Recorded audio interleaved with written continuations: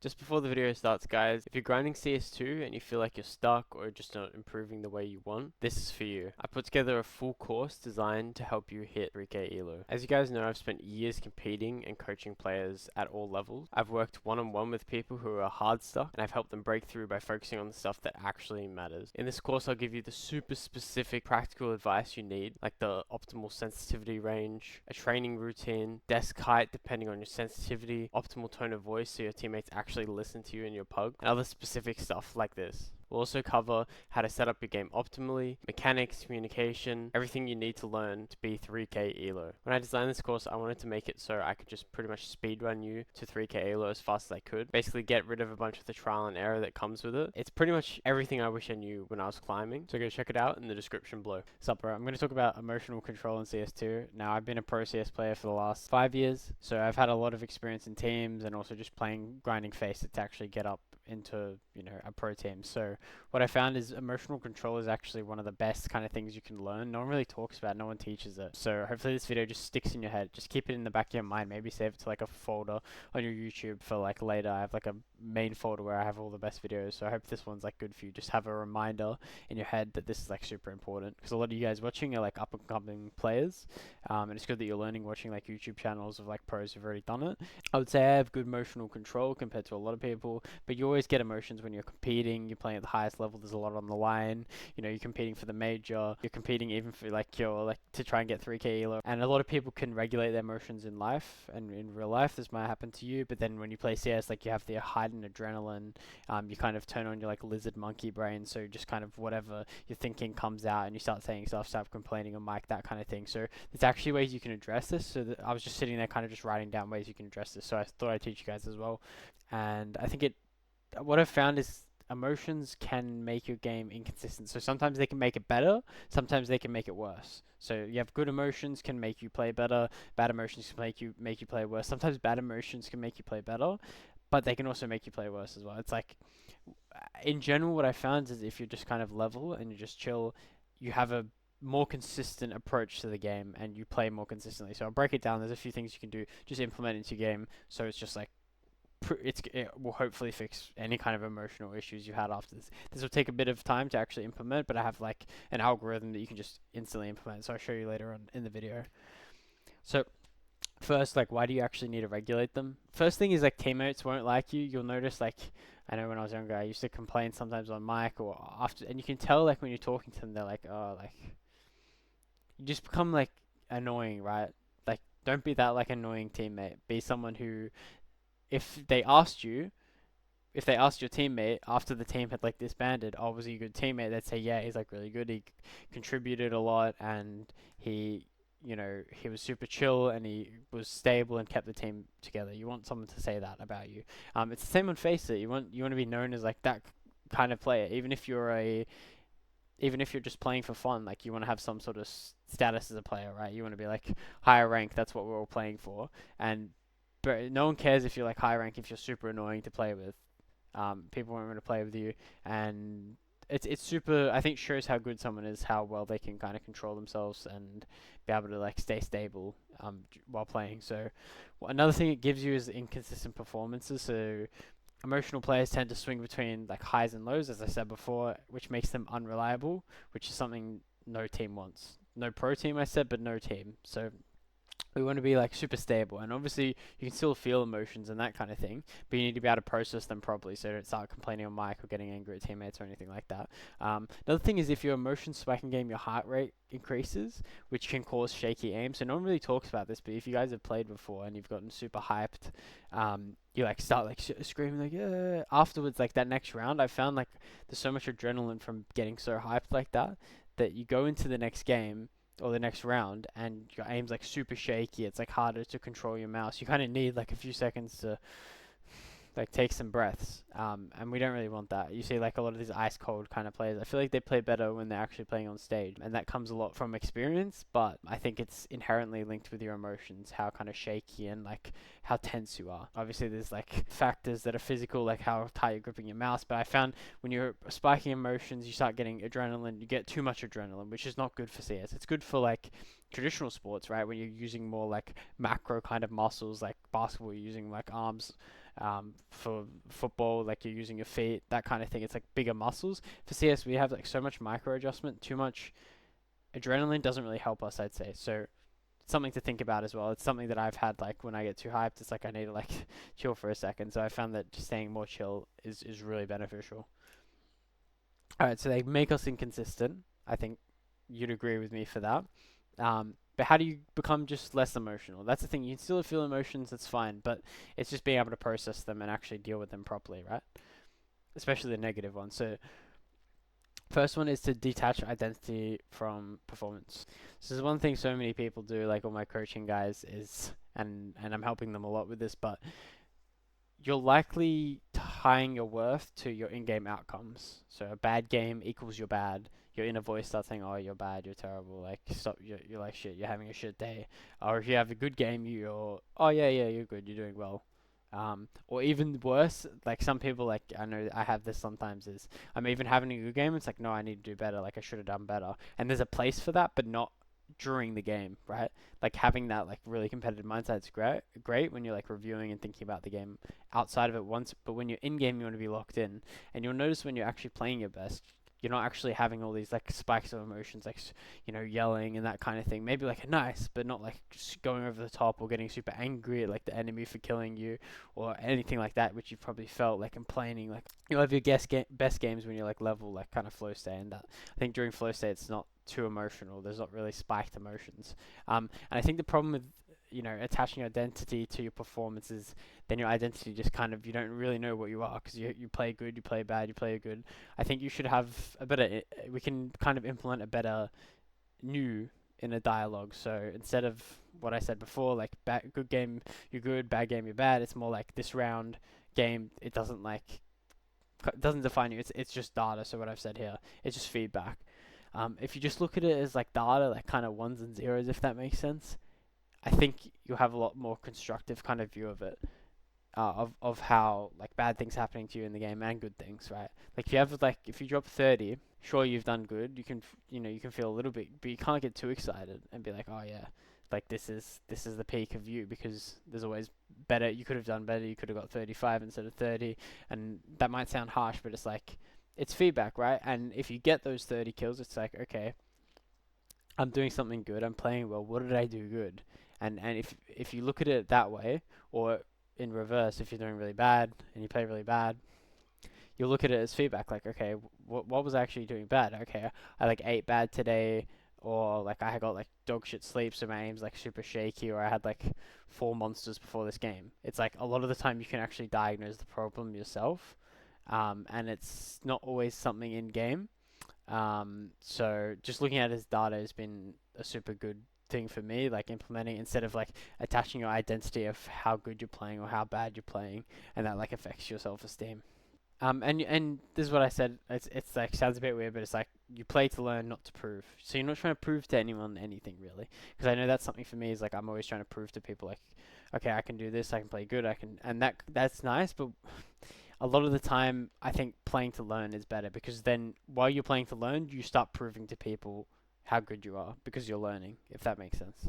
So the next one is just an algorithm. So my teammate Keen does this really well. He makes like algorithms for like micro and macro, and all that sounds like super nerdy and shit, but it's not.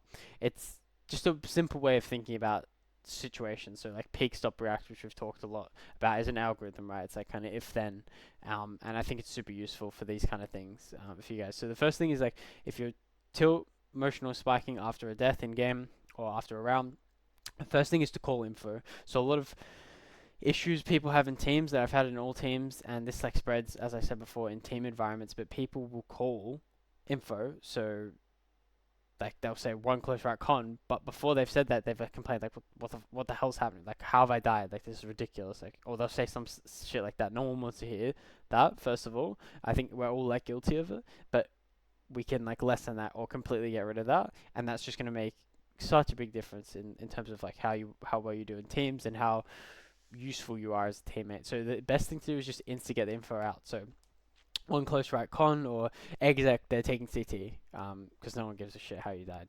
No one wants to hear like these guys suck, whatever. Next one is to help your teammates win the round. So imagine you've died. Okay, you've called info. Now you're gonna help your teammates win the round. you're dead, but your mic still works, so you can help them win the round.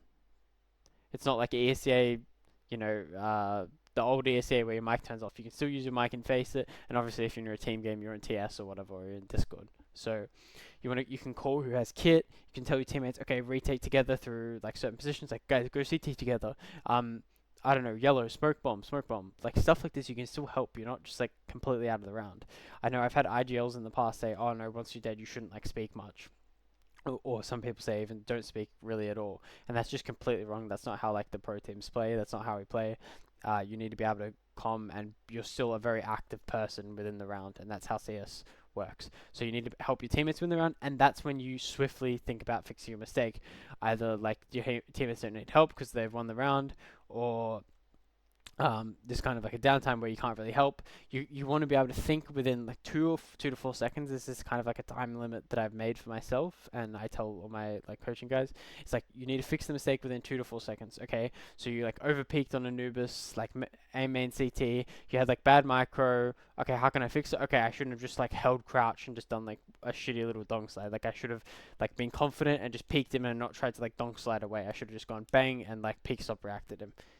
You can fix that within 2 to 4 seconds, and that's how you get good. Is like you have I think the ability to get good is like very closely correlated with how fast you can fix your mistakes by the exact seconds of like how long it takes you to recognize a mistake and fix it, without like a big ego kind of coming in where like, oh yeah, he hit a nice shot, and maybe he did, but that's not something you can control, right?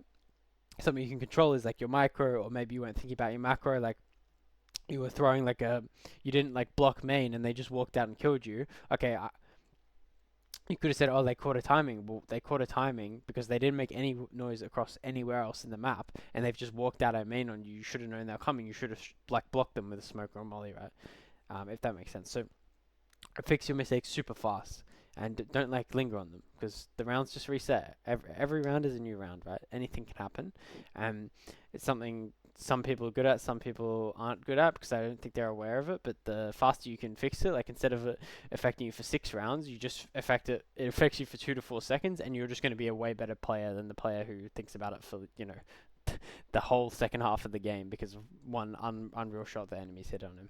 So one great way of like fixing anything in life is changing your identity. So if you want to go to the gym or you want to be more fit, you think of yourself as an athlete.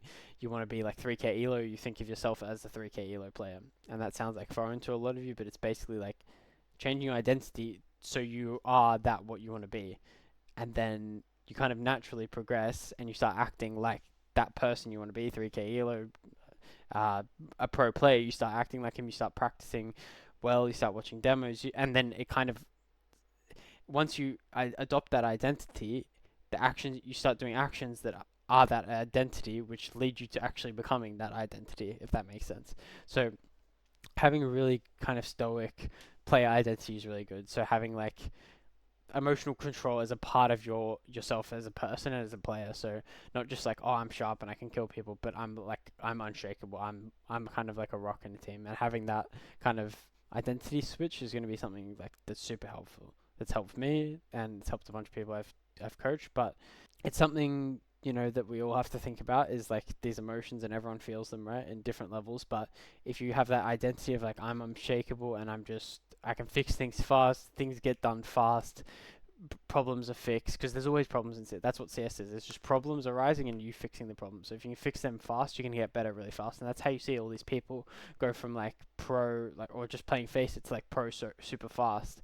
Like for example, Donk, because I guarantee he just fixes his mistakes super fast. Like you look at Flames or you look at Zershin, like these are guys who've gone pretty quickly in the ranks and gone up fast because they fix mistakes. The IGL says this, okay, they fix it, and it's just super fast. And they're people who are just kind of rocks in the teams who I just mentioned, who are not going to be like complaining on mic. If you're going to be complaining on mic, you best be like 1.4 radio and HLTV. Like if you're going to complain, I remember Ash saying like there's a bunch of different like things that make like a player, right? Like their aim, their game sense, their macro, their like mental, their contributions to the team. But if you don't have certain ones, you better have a lot of the other one. So if you have like really shit aim, you better have like unreal brain, right? That's what an IGL is. If you have like, if you're not if you're like a really good teammate, you help a lot, like in the back end of the team, like strats, like calling, but you don't have good aim, don't have good communication. That can compensate for not having good aim and good communication, right? This is something simple that you can do where you can like add on to yourself and your resume as a player. It's like an easy fix, and it's not like aim, which is something you have to like practice for years and years. This is something you can fix within a few months, right? So after this video, just remember, just keep this in your head. When you feel like a ego or like a tilt spike, think about, okay, am I playing to win the game or am I playing to feel good? Because a lot of people, as I said before, they attach their identity to winning or losing, and they kind of ride that roller coaster. So if you're just playing to win and you're playing it, if you're looking at it more in just kind of like data form of the information you're getting, you're like processing it and fixing it, you're gonna get better, like way faster. You're gonna be a way better teammate. And then just course correcting, as I said before, 2 to 4 seconds, guys. Keep that in your head. So what I want you guys to do is become an observer of the game. So play the game from kind of a 2D view. So like kind of detached from everything, because a lot of the time you can get like super focused on yourself and what's happening. I think a lot of the time it's better to not focus on like your micro, so not everything that's happening, but think about the macro of the game and kind of look at it. Imagine you're even just watching a 2D screen. So this might be super hard for some of you guys to process, but just keep this in your head, depending on how advanced you are. But the way I look at the game now compared to even like 12 months ago is like I see the game in like a 2D view almost. So I'll be anchoring A on on Anubis, but I'll be thinking about the game as like a 2D view. I'll be thinking about what's happening at B. I'll be looking at minimap, creating like visual images of where players are. I'm hearing double mollies mid. Okay, that means 2 mid. Probably just a default. There's probably like 1 A main. Okay, AWP shoots B main. Okay, there's max 2 towards me. There's probably only 1 though, because there was 2 mid spotted. It's probably more of like a B default and like a mid take into like B default with a con guy and a B main guy. Does that make sense? Like I'm thinking about it from a view from the top down. That's how I'm thinking about the game. And this approach is also really good for yourself emotionally as well. Like if you're a bit detached from it and you're not fully in like your head, when you start feeling emotional, you start like talking, start saying stuff that you don't usually say, and you start like complaining, whatever. If you're a bit more detached from that, it's a great way to like when you're communicating with people as well. I saw some like spy guy on YouTube explain like they asked him like what's the best advice you can give to people for conversations and improve their conversations and how they talk to people and how they can kind of get what they want from conversations and meetings and that kind of thing. And a lot of it is just thinking outside of your head and think more what they're thinking. And the way you do that is kind of detach from your head and kind of think about it overview. So like what they're thinking, what they're doing, and it also helps you detach from like your own emotions as well and kind of understand what they're thinking. There's something my IGL and my team does really good, Keen, and it's something that I've gotten really good at in the last kind of few months. So I hope that makes sense to you. A lot of kind of advanced concepts here. I have a course in the description which talks about like how to actually get to 3k elo, which has a lot more kind of stuff like this. So I thought I'd make this video and just help you guys out a bit.